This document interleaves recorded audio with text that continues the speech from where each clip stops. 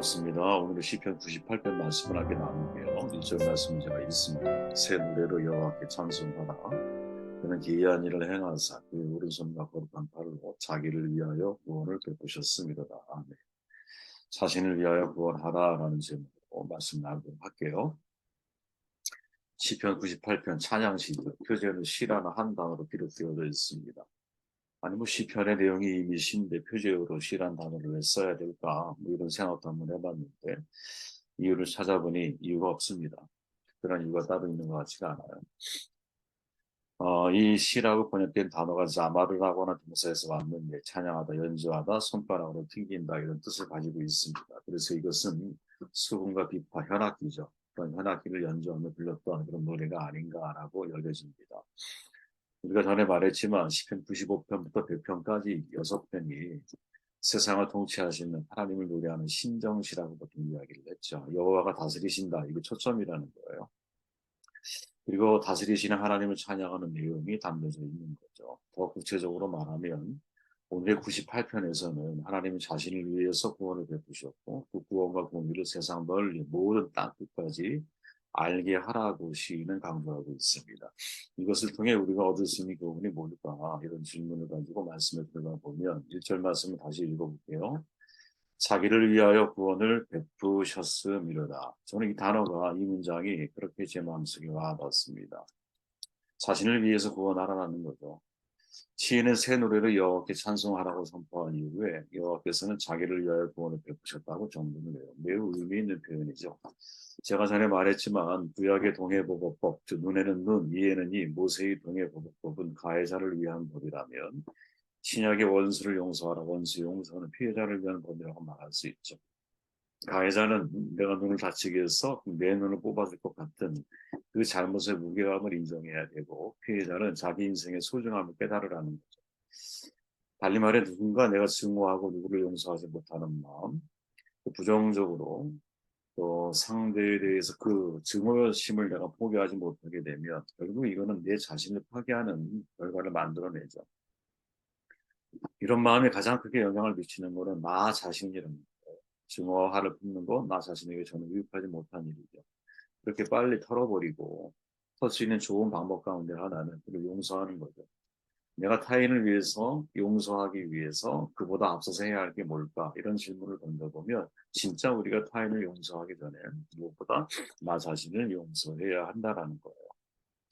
이 말의 의미가 여러분들 아마 인생의 반환점을 다 돌아보신 분들이기 때문에 무슨 말인지 어느 정도 감지하지 않으실까 싶은데 시인은 말하자 하나님께서는 자기를 위해서 구원을 베푸셨다. 원래 구원을 베푼 것은 인간을 위해서 하신 거잖아요. 근데 시인은 그 구원을 무엇보다 먼저 하나님 당신 자신을 위해서 인간에게 구원을 베푸셨다라고 이해를 하고 있다는 거죠.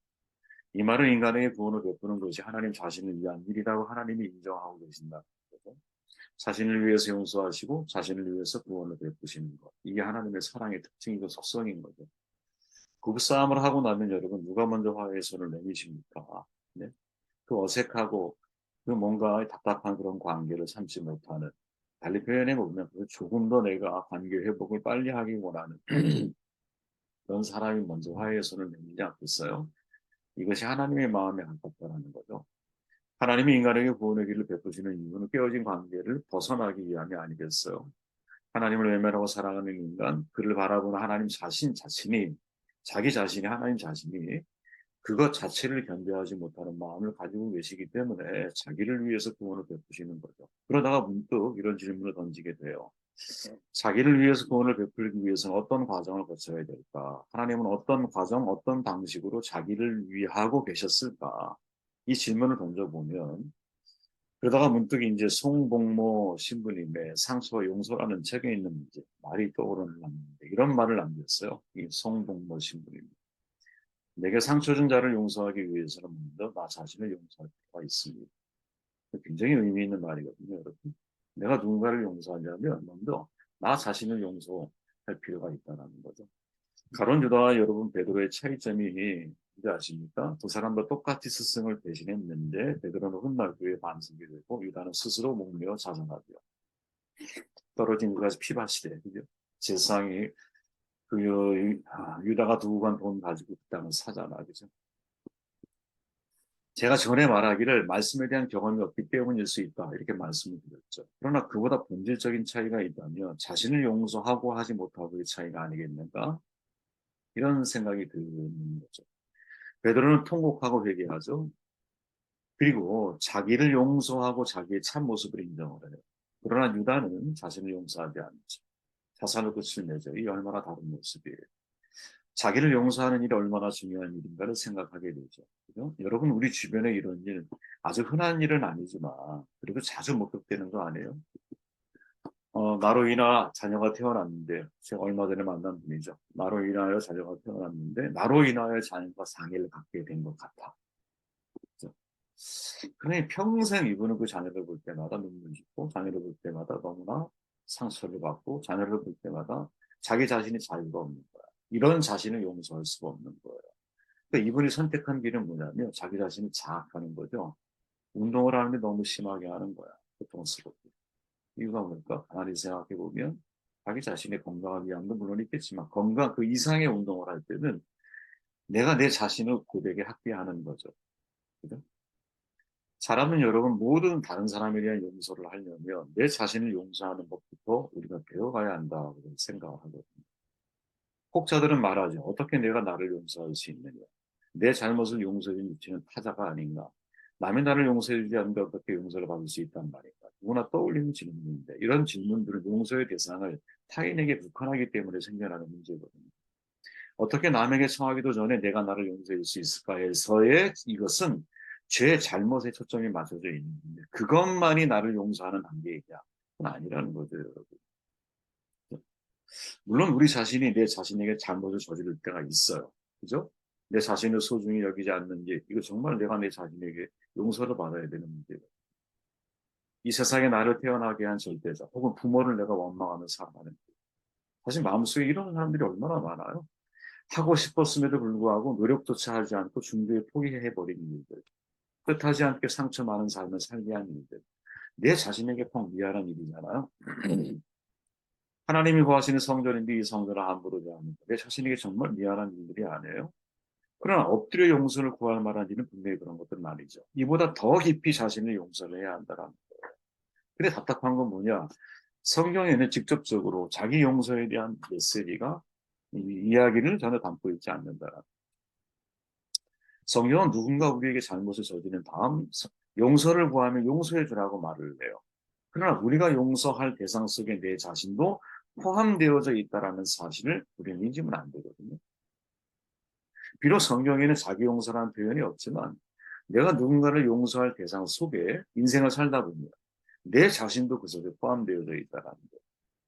그죠?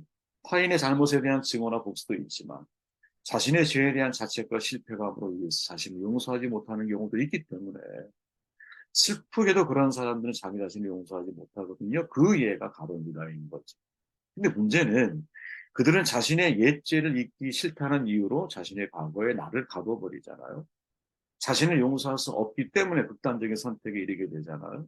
이런 일이 크리스찬들의 삶에 바로 일어나기 시작하면 죄와 죄책이라고 하는 악순환을 우리가 만들어지면서 그 속에서 하나님의 용서하심에 대한 불신이 담겨져 있게 되고 그게 마치 인생의 그 뭐랄까요 나를 끊어내지 않게 만드는 동아줄처럼 나를 잡아당기는 전진하지 못하게 만드는 그렇게 진짜 우리가 하나님이 구원하신 거 용서하시는 분이라면 자신의 죄와 잘못을 용서하는 마음을 훈련해 가야 돼. 내 인생을 내가 용서하고 이때 용서한다라는 것을 인정하고 받아들이는 거겠죠. 아 이게 나의 연약함이구나 하는 것을 그냥 받아들이는 거죠. 그죠? 이것이 하나님이 내게 주신 인생의 과정이구나 받아들이는 거죠. 그죠? 근데 이게 생각처럼 쉽지가 않더라는 거예요. 아마도 세상에서 가장 용서하기 어려운 사람이 자기 자신이 아닐까요? 수많은 사람들이 여러분 그리스도인 가운데서도 죄책감에서 자유로운 사람이 많지가 않죠. 솔직하게 들어가면. 온전한 하나님의 의에 대해서 내가 그 의를 붙들고 살아가는 사람 많을 것 같은데 실제는 여러분 그렇지 않잖아요. 율법주의에 갇혀 있고 뭔가 진리하는 자유가 없는 하나님에서 건강한 내가 자체 정체성을 가지고 있지 못한 경우들이 얼마나 많아요. 남들은 다 용서해도 나 자신을 용서할 수 없다고 생각하는 분들도 있거든요. 거의 이제 생각이 결벽증을 가지고 계신 분들이겠지만 왜 내가 그렇게 행동했을까? 그런 나를 용서할 수 없어. 다 용서해도 나는 용서가 안 돼. 이런 생각을 하는 사람들이 자기 자신에 대한 실망. 그러나 여러분, 아까 말했죠? 자기 용서에 대한 성경의 메시지는 없어. 구체적인 표현이냐 바랍니다. 그러나 성경 전체에 흐르는 중요한 메시지가 있죠. 예를 들어 구약에서 내 이웃을 사랑하기를 자신을 사랑한다. 레위기 19장 18절의 말씀이에요. 이 말씀을 예수님이 그대로 인용해서 공감복음에서 내 이웃을 내 몸과 같이 사랑하는 것을 황금률로 우리에게 알려주셨죠. 자, 여기서 여러분 사랑이란 단어를 빼고 용서란 단어를 집어넣고 의미가 퇴색되지 않아요. 그럼 이렇게 되겠죠. 내 이웃을 내 몸과 같이 용서하라. 의미 손상이 없어요, 여러분, 사실은. 그러니까 성경은 직접적으로 자기 용서를 말하지는 않지만 내가 이웃을 용서하려면 먼저 어떻게 해야 돼? 내 자신을 용서하는 법이 내 안에 훈련되어져 있어야 된다. 그리고 나 자신을 용서할 수 있을 때 타인을 구원할 수 있는 거 아니겠어요? 그죠? 저는 송봉모 신부님의 이 말을 참 가슴 깊이 우리가 새겨볼 필요가 있다고 봐요. 내게 상처 준 자를 용서하기 위해서는 먼저 나 자신을 용서할 필요가 있다. 먼저 나 자신. 하나님이 자기를 위하여 구원을 베푸셨어요. 그죠? 인간을 만드신 하나님께서 예를 들어서 우리를 비유해서 한번 생각해 볼 때, 인간이 하나님을 외면하고 떠나갔을 때, 그때 하나님의 마음이 어땠을까요? 단절? 그래. 내가 너희들을 위해서 그렇게 자유를 주고, 무한 사랑을 베푸고, 다 허락되고, 그거 하나만 내가 먹지 말라고 했는데, 그냥 한번 생각해 보는 거야. 야, 그것도 네가 내 말을 듣지 않으면 왜? 그럼 그냥 정리하면 되죠. 사실 정리하려고 하는 마음. 그죠? 용서가 안 되는 거죠. 또 용서가 안 되는 자기 자신에 대해서도 답답하고 괴로운 마음이실 수 있지 않을까요? 물론 이건 인간적인 표현이에요. 인간 언어의 한계예요. 그래서 이 문제가 해결이 되셔야 인간에게 구원을 베푸실 수 있는 거죠. 그래서 자기를 위하여 구원하였다라는 말은 우리에게 있어 삶에 너무나 중요한 저격 포인트가 아닐까 이런 생각을 해보게 돼요. 2절 말씀 읽고 정돈할게요. 여호와께서 그의 구원을 알게 하시며 그의 공의를 문 나라의 목전에서 명백히 나타나셨도다. 그가 이스라엘의 집을 베푸신 인자와 성질을 기억하셨으므로 땅끝에 이르는 모든 것이 우리 하나님의 구원을 보았도다. 지금 시인은 여러분 자신을 위해 구원을 베푸신 하나님을 속에 있죠. 그리고 하나님의 구원을 땅끝까지 하나님의 구원을 볼 수 있도록 구원을 알게 하라. 이렇게 선포하고 있죠. 그죠? 그러면서 말하기를 구원과 공의를 함께 사용하면서 구원을 알게 하실 때 공의도 명백히 나타나신 하나님을 이야기하고 있죠. 이때 공의라고 하는 것은 하나님이 하나님 되심을 알게 하는 거거든요. 여러분 출애굽 단순히 여러분 이스라엘 애굽에서 구해내는 것이 목적이라면 여러분 굳이 10차례의 재앙을 거기에 줄 필요가 없어요. 그렇지 않을까요? 아니 생각해보면 뭐 그런 10가지 재앙을 줘요. 그냥 하나님의 위험적인 능력으로 단 한 번에 뭐 예를 들어 장자를 딱 정리하면서 한 번에 그 문제를 끌어가실 수 있겠죠. 근데 그 속에는 하나님의 공의가 담겨 있는 10번이라고 하는 기회를 통해서 돌이킬 수 있는 받아들일 수 있는 기회를 그들에게 주고 있는 하나님을 소개하고 계십니다. 이스라엘이 광야에 40년을 받아 약속의 땅에 들어간 것도 마찬가지죠.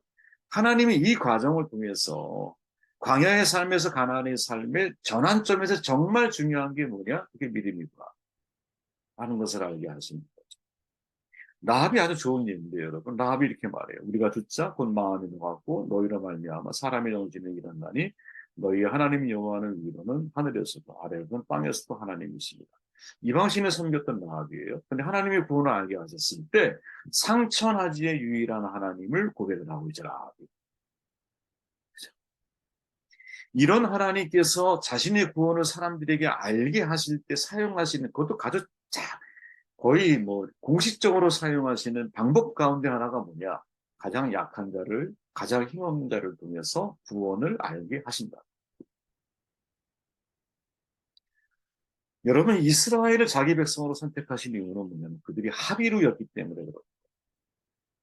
합의루였기 때문에. 진짜 소외받고 천한 사람들이었기 말 그대로.